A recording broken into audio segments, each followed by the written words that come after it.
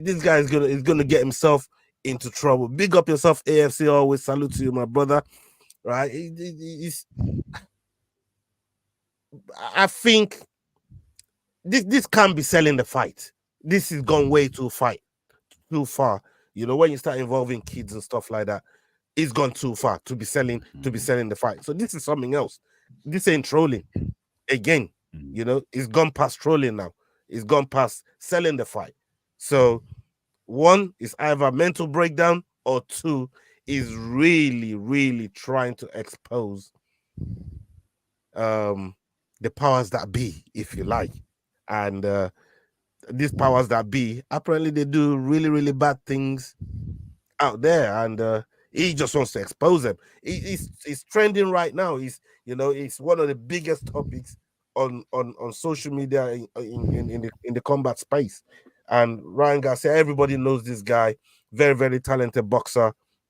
He got hands. It was only last week I was talking about Ryan Garcia. Shout out to Coach Hayden, Black Panthers coach. Salute to Charles Balelo. Both of them were here last week, and Ryan Garcia was talking about how he can step into the octagon and beat up a wrestler because he beat up his security guy. You know what I mean? In the wrestling match, and I asked him, I asked coach, I says, Coach, does you know just having a little wrestling something with your security guy, does it equate to stepping into the hexagon and having a wrestling contest with a professional MMA fighter? It's like no fucking way, no fucking way that happens. So I don't know what's going on with Ryan Garcia. He's been doing a lot on this on in the socials, and bro, I'm worried about him. I really am. I'm worried. I hope he has good people around him and that can try and look after him and just keep him out of the cameras for a minute. At least maybe refocus him in the gym, refocus him, on the fight that he actually got at hand, and just I mean. For us content creators, like, we're talking about it now. You know what I mean? But at the same time, for mental wellness and for his own sake, you know what I mean? I don't want him. I don't want him self-sabotaging himself like this. I don't know what you think. Yeah, I agree, especially with where you said he was starting to say that he could easily defeat an MMA guy with what, a half a camp, 2 or 3 weeks worth of training. With his skills, he'll beat an MMA guy. Look, maybe he got hit too hard in the ribs when Tank took him down and his brain is lacking oxygen. But right now, we don't know what's going on with Ryan Garcia. It's a strange, strange situation. And hopefully he comes out of it soon and is better for it. And hopefully he gets to the fight and we have a fight, because that's a fight that I think the boxing world does really want to see. Talking about the fight that the boxing world want to see, we definitely have one that's cooking right now. It's absolutely cooking.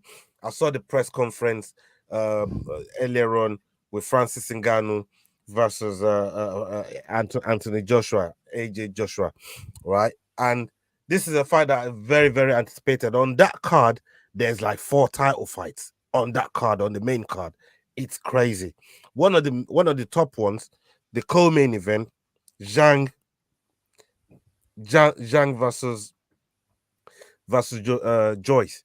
When you look at those two guys, to me, I don't, you know what I mean? When you look at Zhang, is a big guy, and he knows how to throw hands. What are you making of that matchup there between those two? And I know you might not have vast maybe knowledge about these two guys, but I'm sure you know one or two things about them and what you're thinking about the matchup, brother.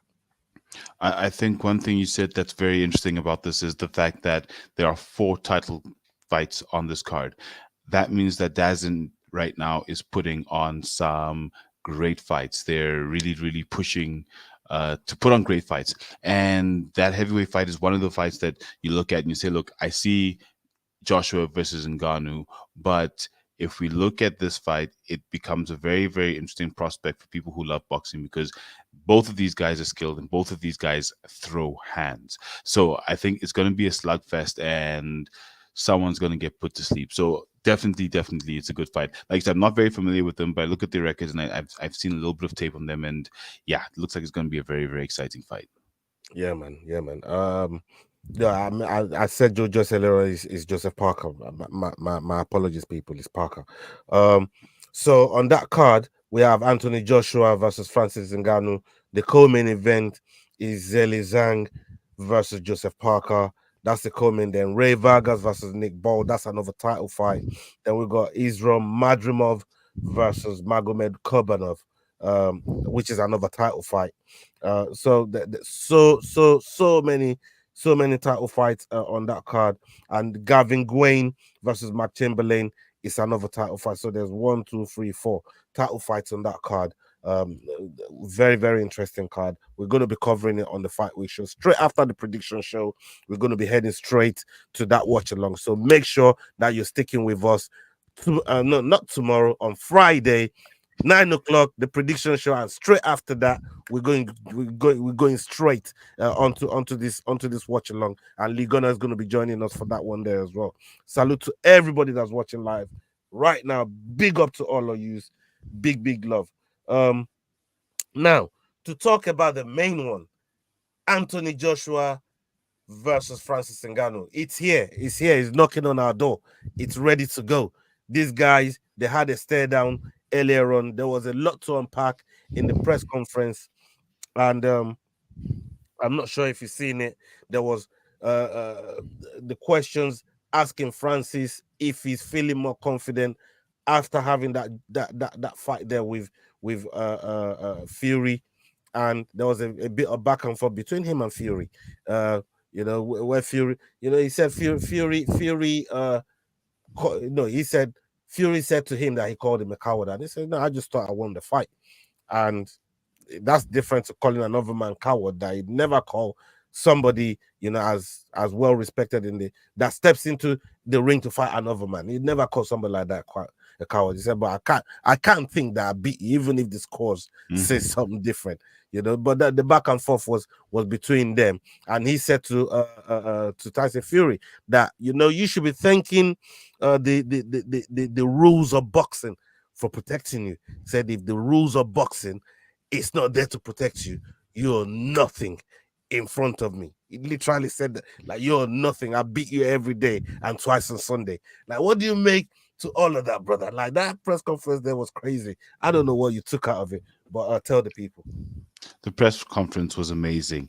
And I think if you look at overall what Francis Ngannou's been doing since he left the UFC, although to be honest, I want to see him getting back to MMA, like great, go and box, Francis, great, but you're still the baddest man on the planet. Please go and take someone down, hit them with an elbow. I don't know, do something else, but He hit them has in an the head. opponent now. He has an opponent now from PFL versus Bellator. He does have an opponent. Well, that's one thing he didn't have before. But at least we know there's progress in that direction now because he now has an opponent in Ricardo Pereira.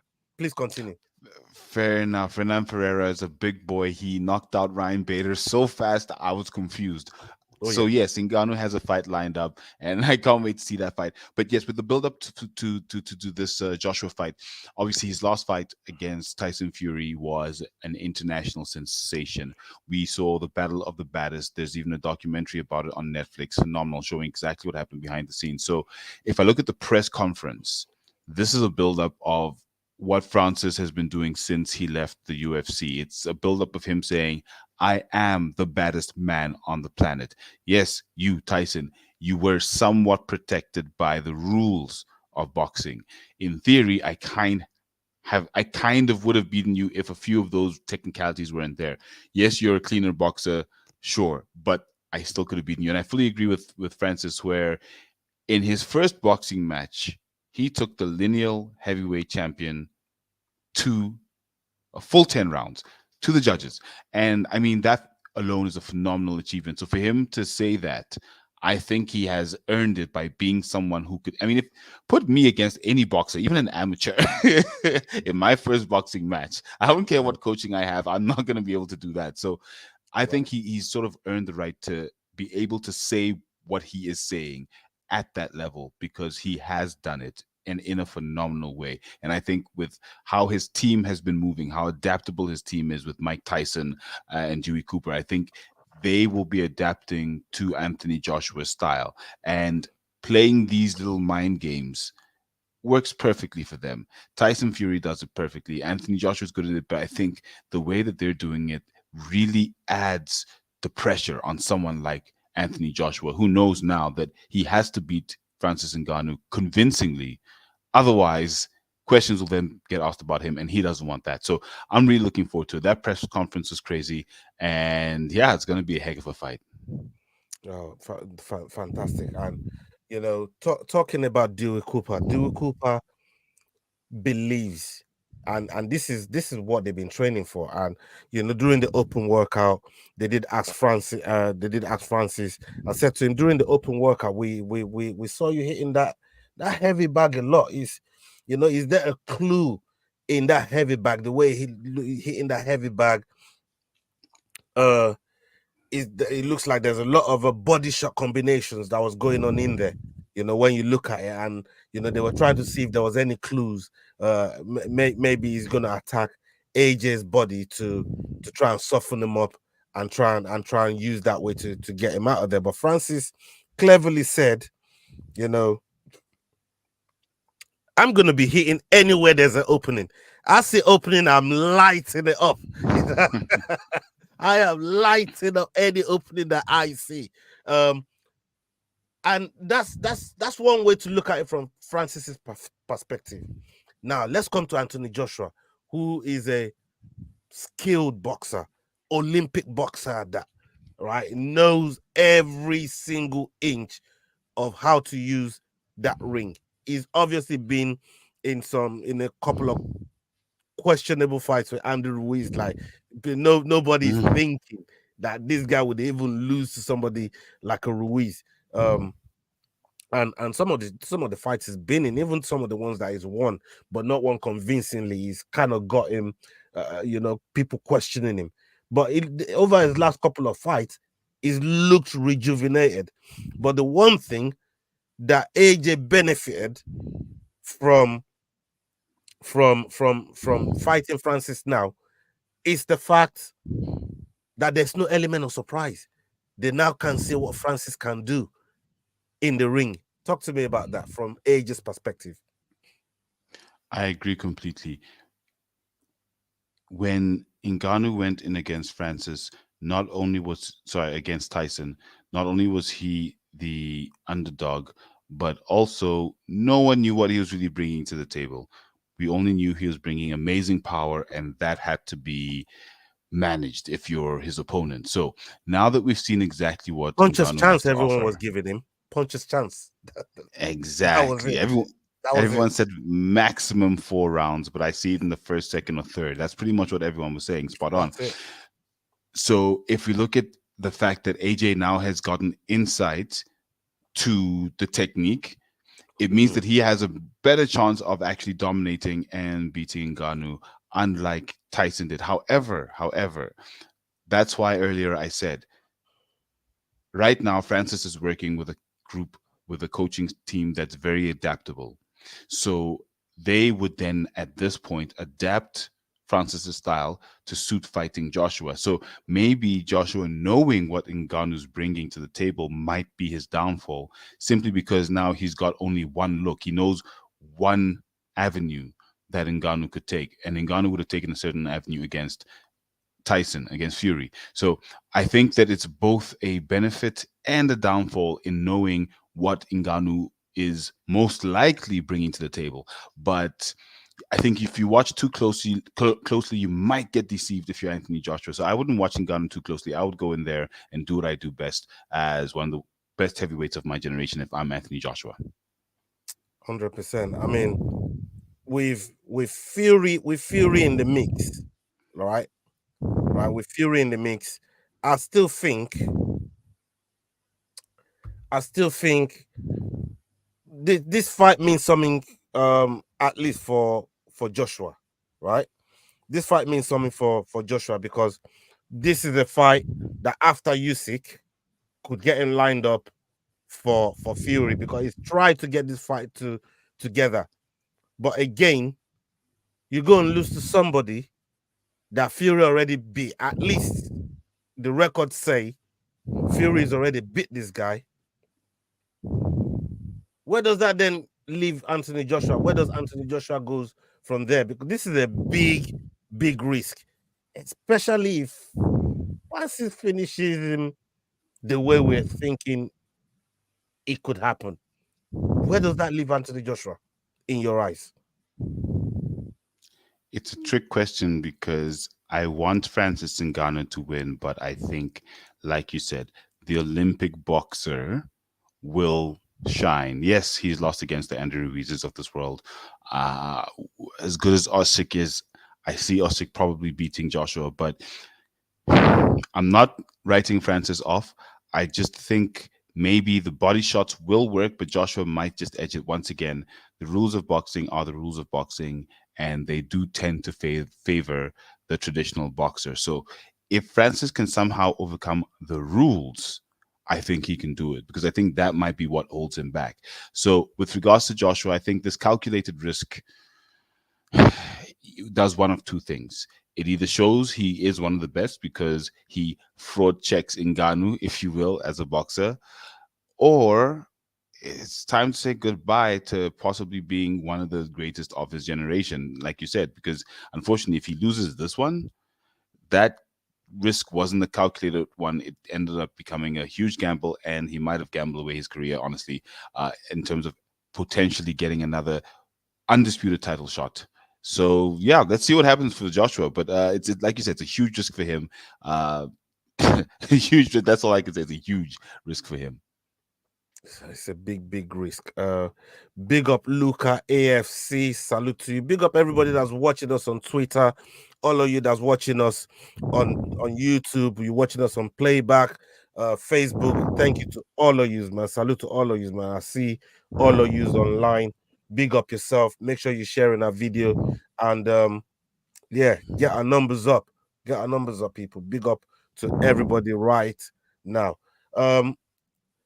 First, all right. We just finished talking about Francis and AJ, right? I want to shift gears. I want to shift gears into let me see, EFC, right? EFC 111. We've got we've we've got a lot going on that card there. And before I go to the title fights on there, I want to I want to really talk about our boy Adrian Sanchez and uh Tapioca Katikati. That fight that just got put together. Tonda was the one that was meant to be fighting was the one that was meant to be fighting Tapioca, but he pulled out. And Adrian Sanchez, the son of Thunder, stepped in. Big up to Adrian Sanchez, good friend of the show. How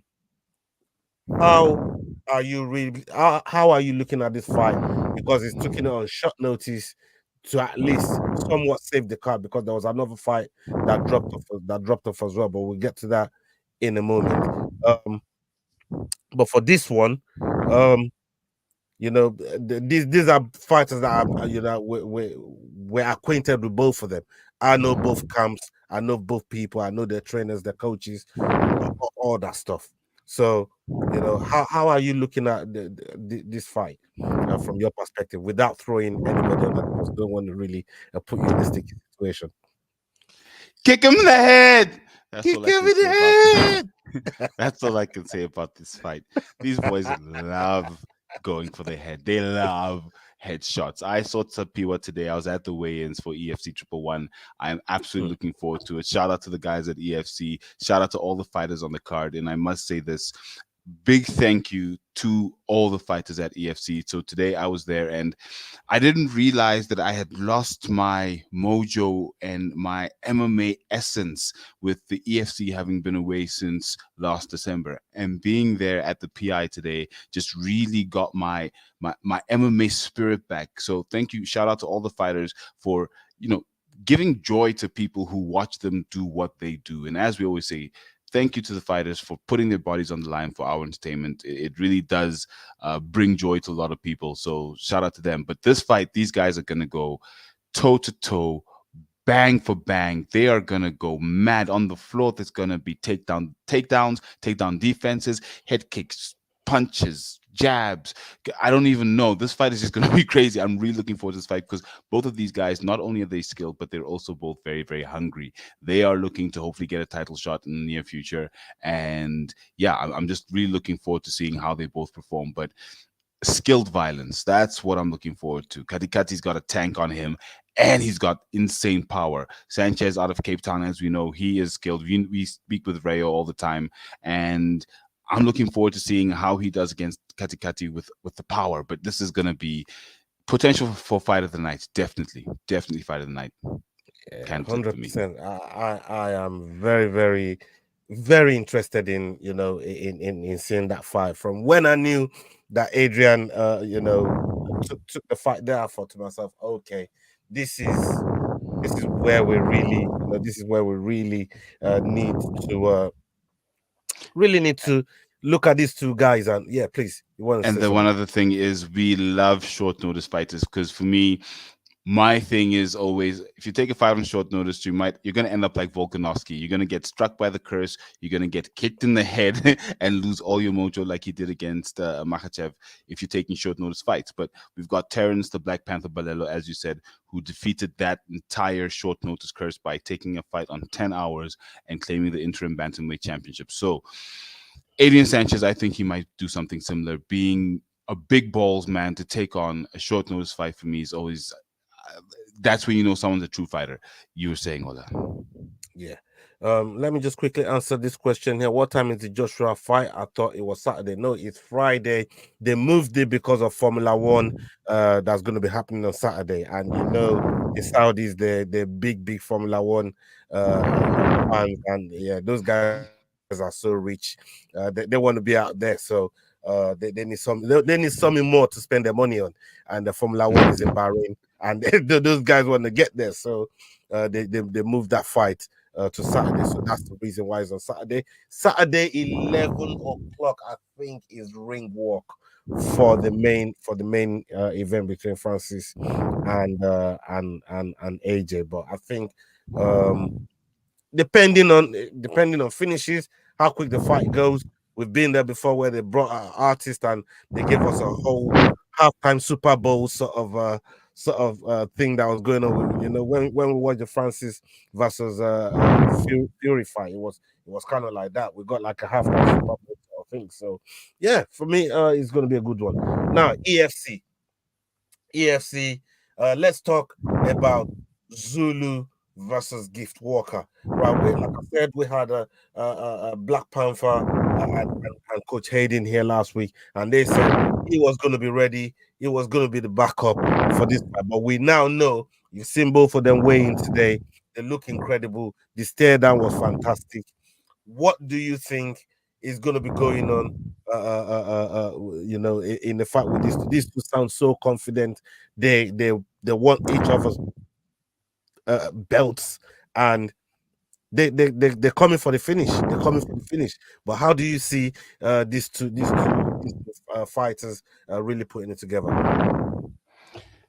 I think this fight is a fight that the EFC needed just to showcase the talent that they currently have on their books. So we've got in Kazumulo King Shaka Zulu vying to become something that you, and I wouldn't say rarely hear, something you almost never hear. He's vying to become a double champ.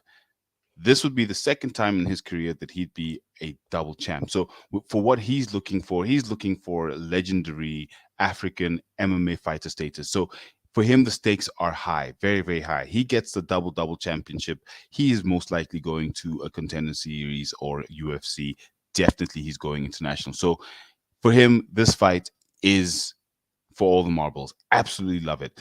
We've got then Gift Walker, the current champion, who is an absolute savage. I saw Gift today and I said to Gift, I said, listen, before the last fight, before your championship win against Terrence, for me, I thought the weight cut was hard for you, so you might not have been able to do it because of the weight cut. Because weight cuts can be very tough, and a fighter who can handle their weight cut well is a good fighter.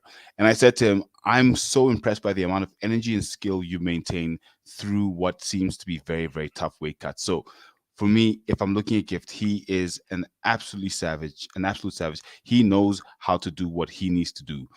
So for this fight, honestly, I'm I'm struggling. I'm probably gonna flip a coin before I make my picks, and then I'm gonna go with that fighter because right now these guys are both looking very, very skilled. We've got Kazumula who's now at Team CIT.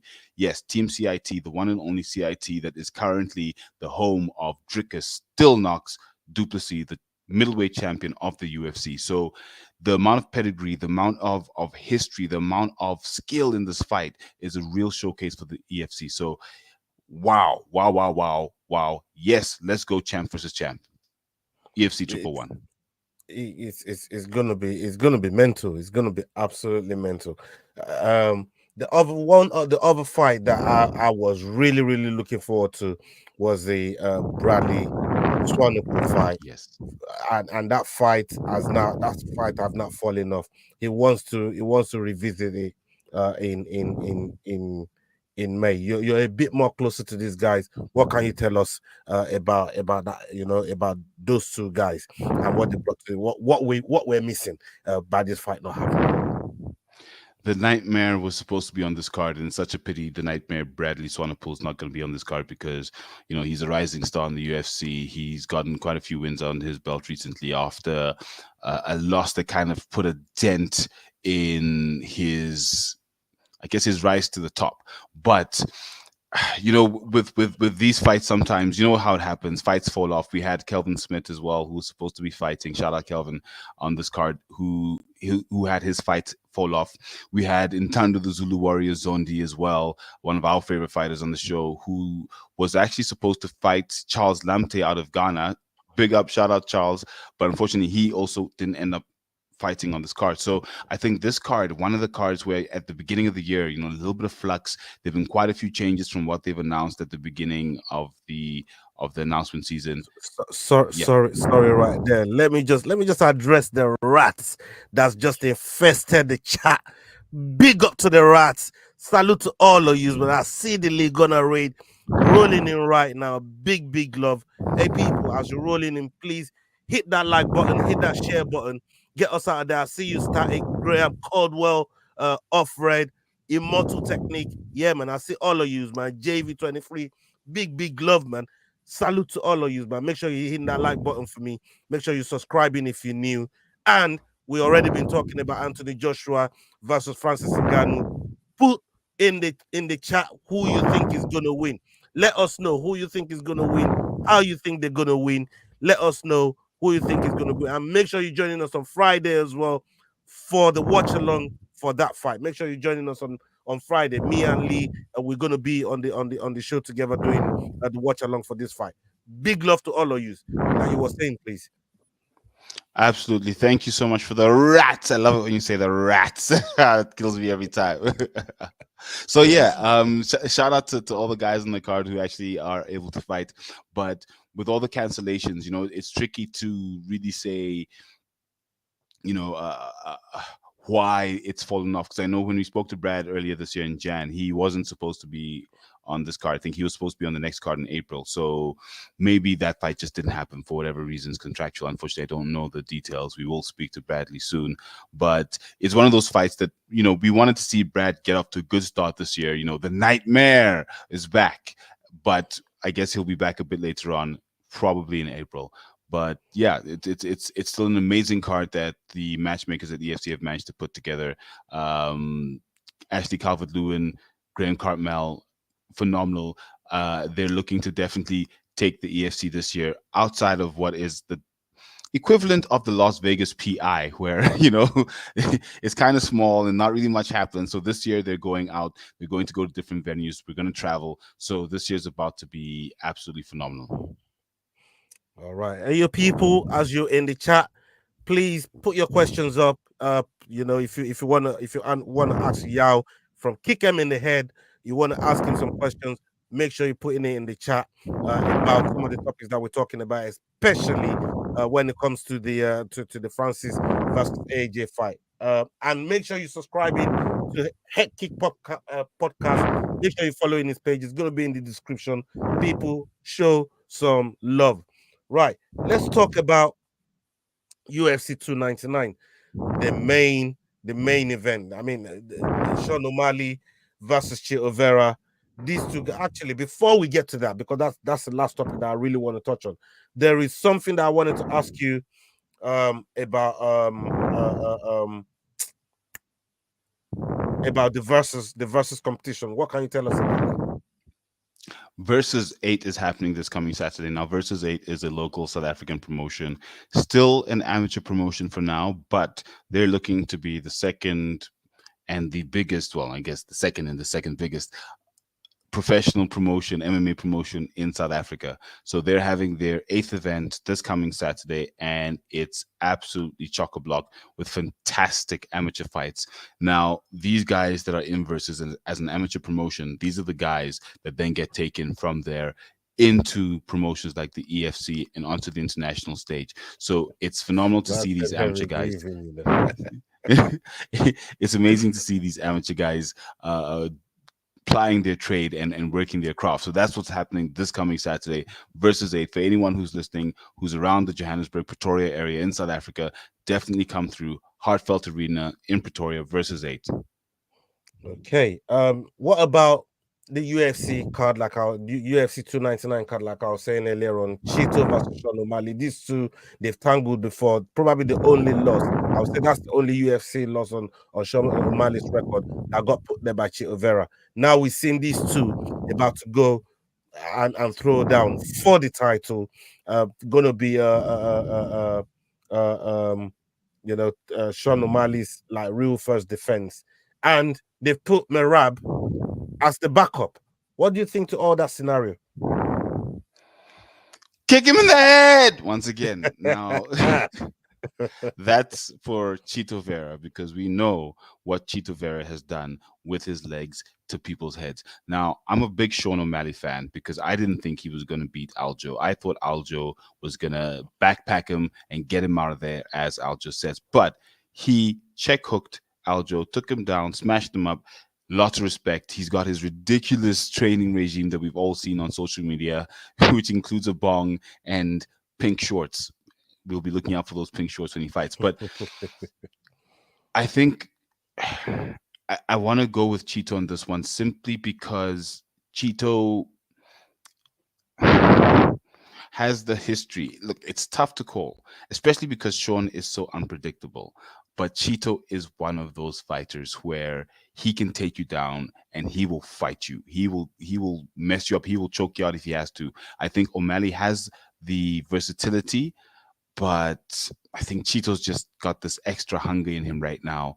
And it would suck to see O'Malley as a one and done champion. I want him to have a long reign, but whew, Cheeto's hungry. And the odds are saying O'Malley takes it, but whew, Cheeto's, sorry, actually, the odds are saying that Cheeto takes it, but yeah, it's going to be a very, very tight fight. Very, very close fight.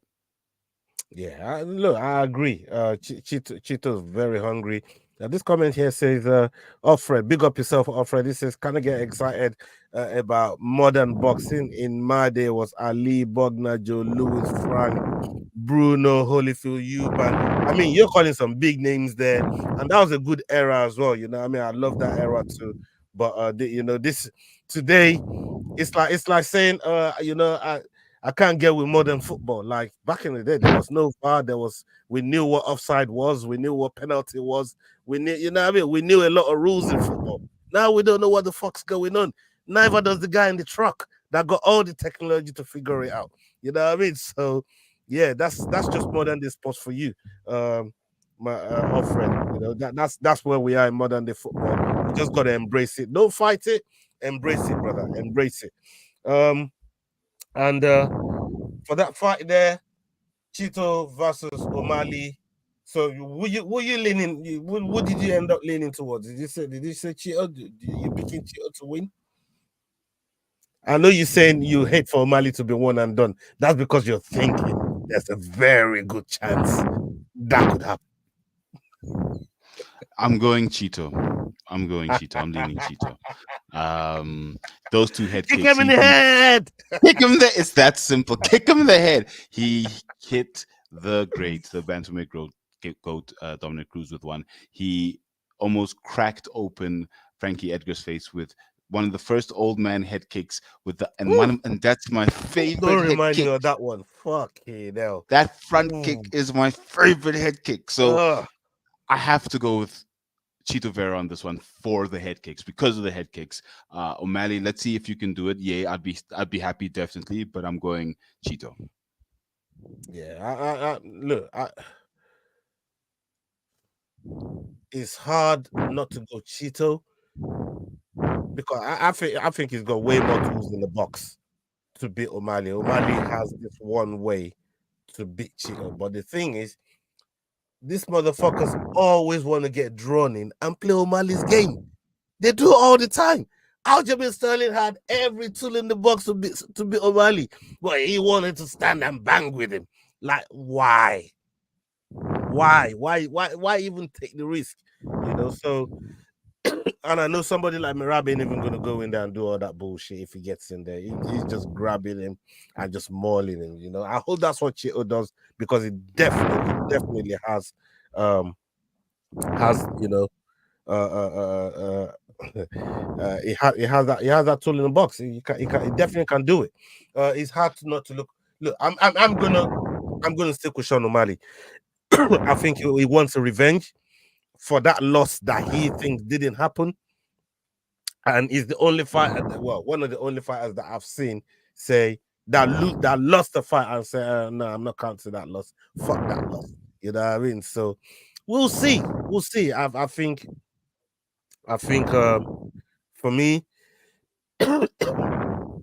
when you look at that loss, it was put there. It was put there by Chito Vera. You know what I mean? He kicked him. He Mhm. kicked him in the leg. Didn't kick him in the head, but kicked him in the leg. Fucked the nerve up, and boom, O'Malley went down. And my man went down there till the ref pulled him off. So that's a win in my eyes. But I think O'Malley is going to want to get that back. You know what I mean? I think Mhm. O'Malley is definitely going to want to get that back. Um, yeah, that's what I'm I saying as think well. that JAFC. then the other fight that's equally as exciting, and sorry just to jump quickly, is the Dustin Poirier, the Diamond, versus BSD Benoit Saint Denis. Simply because I'm not the biggest Dustin Poirier fan. I liked him up until just after the Conor leg break, and then just how everything's transpired from then.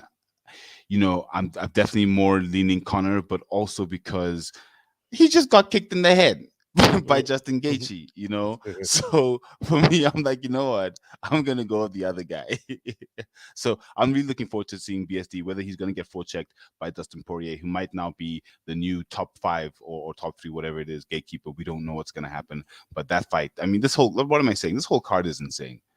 This whole card is insane. I mean, let's quickly have a quick rundown on the main card. We're going to be doing a watch along for that main card. People, make sure you're staying with us. Make sure you're subscribing. Make sure you have your notification bells on for when we go live on that watch along. This card is absolutely crazy. We got Sean O'Malley versus Marlon Vera. They're going to be competing for the 135 strap. The bantamweight title is going to be on the line for that fight.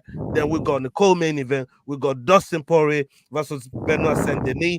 Then on top of that, we got Kevin Holland versus Michael Venom Page. He's going to be making his MVP. debut on that one. Michael Venom Page is going to be on the card. Then on top of that, we got Gilbert Burns versus Jack Della Maddalena. That's another one. Crazy, crazy fight. Dorino. Crazy fight that we're going to be seeing on that card. It's going to be mental. And to open the card, This is just absolutely crazy. To open this card, Piotr Yan versus Song Yadong. These two, I mean, this is going to be a banger. This whole card, bro, don't get too cooked on that versus card, man, because this main card here is absolutely serious, brother. Talk to me. It's mad. Like you didn't even get to the prelims. There's Oh, a whole bunch of fights I want to see on the prelims. You didn't even get to the early prelims. There's a I mean, whole bunch Curtis of fights I want to Almeida, see. Messi I Barber, mean, bro, Michel Gamrot, Dos Pereira on the Anjos, prelims. Pedro Ah, Munoz, Kyla Phillips, bro, it's crazy. This whole card is absolutely mental. This whole card is mental. You know, we're talking Michel Pereira versus Oleksiy Chuk. We're talking Ian Kitleba, Phillips Lins, CJ Vergara versus Amabayev, and we got Joanna Wood and Marina Morozov. There's a lot of fight on this card. This card here is just mad. Curtis Blades is fighting Jelton Almeida. That in itself could headline. It could headline a fucking card. That in itself, that one bout could headline a card. Curtis Blades versus Jelton Almeida. It's gonna be mad. I'm looking. I'm so looking forward to this card. Fantastic, fantastic card, man. It's crazy. Look.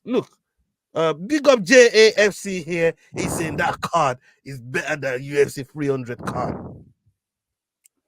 bro. I'm inclined to agree with him. I'm inclined oof. to agree with him. I'm I can't inclined to lie. agree with him, but the thing is, they yeah, it's true. It's true. It's true. This It's true. 299 card is insane. It's It's mad. ridiculous. You've got ranked fights all the way through to the early prelims. Only in the early prelims are any of those fights unranked. And that, I mean, that's an absolutely insane card. Yeah. I love it. I love it. I'm looking forward to it. So everybody, make sure you're hitting the notification bell. Make sure you're hitting the like buttons, the share buttons. Make sure you're getting us out there. Thank you to all of you, every single one of you, from the raid, from the people that started with us, the people that are watching on playback, everybody that's watching on Twitter, everybody that's watching on all our other platforms, Twitch, Facebook, you name it. Thank you to all of you, man. Make sure you're following. Kick him in the head. The Head Kick Podcast. Yao is his handles and everything is gonna be in that description. Make sure you're giving him a follow. Big love. And bro, let me ask you what you got coming up. In the in the very near future, what you got coming up and where people can really find you. So, as I said at the top of the show, for me, having EFC back in season has just absolutely made my MMA soul happy. Being around those fighters, getting their energy, being part of their energy has really gotten me excited for this 2024 season. Yes, the year started on an absolute banger with Drickus still Knox Duplessis winning the UFC middleweight championship. Now it's just been a momentum of amazing MMA things happening. So for us, we've just got more interviews coming with more amazing fighters, not just from the EFC, but from all over the world. We've got more collaborations coming with more podcasters like you yourself, Ola, the Fight Week Show. Shout out to all those guys doing amazing work in the MMA space. On Twitter, we are going hard. MMA Twitter, shout out to the MMA Twitter community. It's really live out there. If you really want to be on the pulse of what's happening on in MMA, MMA Twitter is the place at Head Kick Pod. Follow us there. And we're going to be looking at amateur promotions as well, looking at upcoming fighters who are doing amazing things. Shout out Ntana the Zulu Warrior, Zondi. Yeah, look, it's just going to be just MMA from very specifically the South African and African context and everything that's happening with regards to MMA here on the continent. So definitely listen, like, subscribe, comment at Head Kick Pod on all platforms. You heard the man. You heard the man right there, man. And if that's not enough reason to show him love, he's also an Arsenal fan. Yeah, it's Yes. it's also Goon good. You know Squad. what I mean? So come on, go show him all the love. Go subscribe to his page. Go show him some love, man. You know what I mean? And he could do with your support the same way that you showed the support over here on on the Fight Week show. Thank you to everybody that's joined us tonight. Salute to all of you. And up until the next video, make sure you're looking out for it. Hasta la vista, people. We're out. Salute. And until next time, everyone, don't forget to kick him in the head. Let's go. Kick him in the The Fight Week Show. Hey guys, this is John Anik from the UFC. You're watching